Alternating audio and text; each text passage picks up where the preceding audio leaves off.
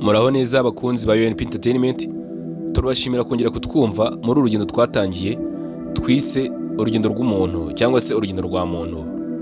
Uyu munsi tugeze kuri episode ya 5 aho tugiye kurebera hamwe uburyo umuntu atangira gushyira ibikorwa inzozi ze, intego ze ndetse n'ibyemezo byimbitse yifitiye.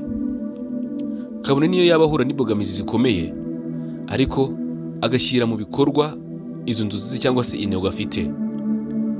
Muri episode ya 4 twaganiriye ku buryo umuntu yubaka icyerekezo cye binyuze mu nzozi, intego ndetse n'ibyemezo bikomeye. Ubu rero tugeze aho abishyira mu bikorwa nyirizina, aho ibintu bigaragara, aho ibintu bisaba umurava ndetse n'aho umuntu agomba kwihangana. Uri kumwe na UNP Entertainment, kanda subscribe, kuri like, share na comment kugira ngo tubane gatanu ku kandi kugeza urugendo twatangiye twise urugendo rw'umuntu tururangije.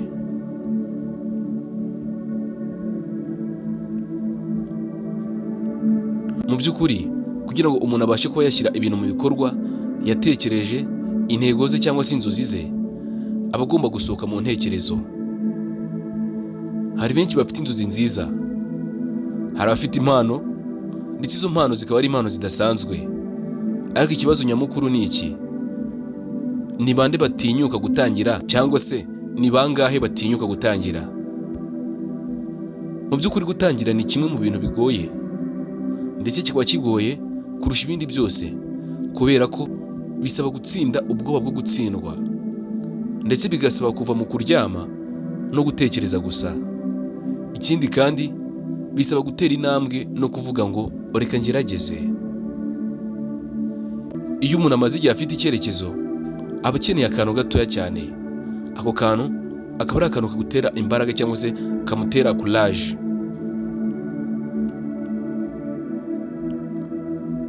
Ashobora kuba ari ijambo ryiza yumvise ahantu runaka, ashobora kuba ari inama y'umuntu ndetse ibihe bikomeye yanyuzemo cyangwa se gutakaza ikintu gihambaye bikamukangura, bikaba byatuma atekereza cyangwa se icyo kintu kikaba cyatuma none afata icyemezo cyo gutangira ibintu runaka yatekereje, inzozi cyangwa se intego yaba afite.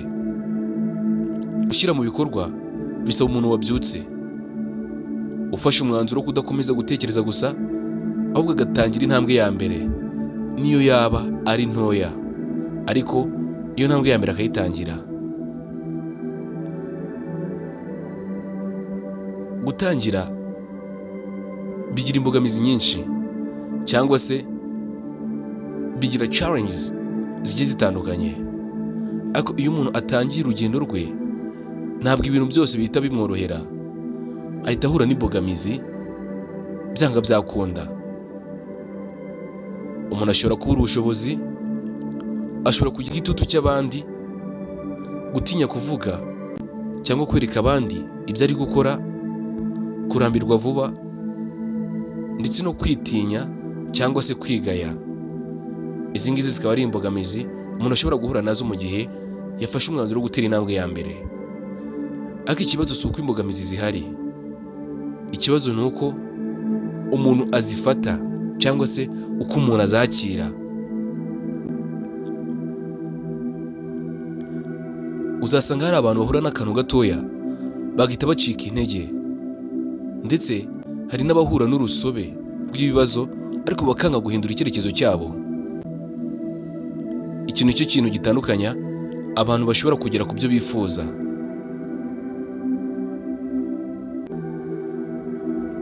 Mu by'ukuri nubwo imbogamizi ziba zihari, umuntu aba agomba gukora nubwo bidashimisha gukora ufite imbogamizi cyangwa se ufite ibintu bikubangamiye, kubera ko niba ushaka kugera ku nzozi zawe ugomba kumenya ko ibyiza byose bitangira ku bikorwa bito kandi ubundi bikomeza mu buryo budashimishije. Hari igihe uzakora mu bwigunge, hari n'igihe uzaba wumva nta muntu n'umwe ubona ibyo ukora, yemwe hari n'igihe uzaba uri kugerageza ibintu bisa naho bitabona umusaruro, ariko burya mu gihe wumva nta kintu kigaragara, hari ikintu mu bwihisho, ubushobozi, icyizere ndetse n'imbaraga zihoraho. Ibyo bintu biba bihari mu bwihisho ku buryo isaha n'isaha wajya kubona urugendo watangiye rubaye perfect. Gukora niyo nta muntu wabona ibyo ukora, ni nko gutera imbuto mu butaka bw'imvura. Igihe cyiza bizamera. Gutangirana imbogamizi ntabwo bishimisha habe na gato, ariko kwihangana muri byose nibyo bituma ukomeza urugendo watangiye. Kubera ko kwihangana si ibintu byoroshye, si amagambo meza ndetse si n'imvugo ya filime.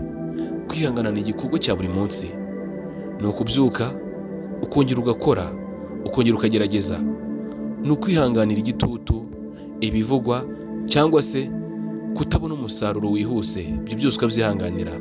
Ni ukwemera ko hari igihe ibintu bizagenda buhoro buhoro ariko bikagenda neza. Kandi niba ushaka kugera ku nzozi zawe, ugomba kumenya ko atari umuhigo w'amasaha 2, ahubwo ni urugendo rw'igihe. Kwihangana ni igikoresho gikomeye gihuza ubushobozi ndetse intego n'icyerekezo. Kandi igihe watangiye urugendo, ayo makosa ntabwo agomba kukubera imva n'imvano yo kureka ibyo watangiye, ahubwo ugomba kuyifashisha kugira ngo ukosore byinshi. Mu nzira yo gushyira mu bikorwa icyerekezo cyawe, uzakora amakosa menshi, ariko ibyo nta gitangaje kirimo. Amakosa ni kimwe mu bintu bigize urugendo. Hari igihe uzahera ku mushinga mubi, hari igihe uzishingikiriza ku bantu batakwifuriza neza, yemwe hari n'igihe uzatakaza amafaranga, ugatakaza igihe, ugatakaza n'imbaraga, ariko amahitamo yawe ni aya ngaya: kwigira ku makosa cyangwa se kwitwaza ayo makosa. Buri kosa ni ishuri, buri gutsindwa ni inyigisho. Abageze ku nzozi zabo si uko batatsinzwe, ahubwo ni uko bataretse gukora.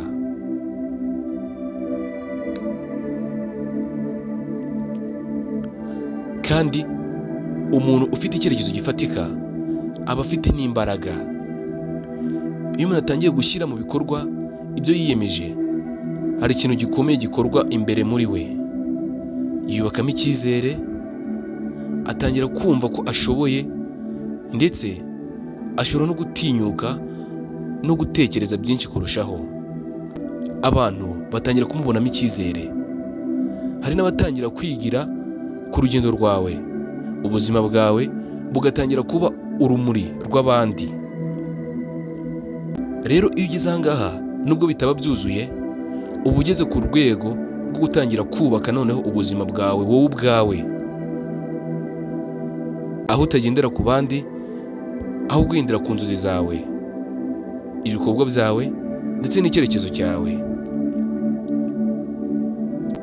Nshuti yanjye uri kumva iki kiganiro, niba ufite inzozi, niba ufite intego wiyemeje, niba uzi aho ushaka kugera, tangira uyu munsi. Ntugategereze igihe cyiza, ntugategereze inkunga y'abandi, ndetse ntutegereze ubushobozi bwose. Tangira uko uri, uko ushoboye ndetse n'uko biri. Inzozi zawe ntizubakwa n'amagambo, ahubwo zizubakwa n'imirimo ya buri munsi n'amarira y'ukuri. Reka mbashimire mwe dukomeje kumvana urugendo rw'umuntu, ndetse nshimira n'abantu bose bakoze subscribe kuri UNP Entertainment. Nawe utarayikora, ikore kugira ngo tujye tubana umunsi ku wundi mu biganiro bigenda bica kuri uyu muyoboro. Njye mumva kuri microphone ni Pacifique. Ntuzacirwe na episode ya 6. Ibiganiro nk'ibi nakagaruka. Ciao ciao. Murakoze cyane.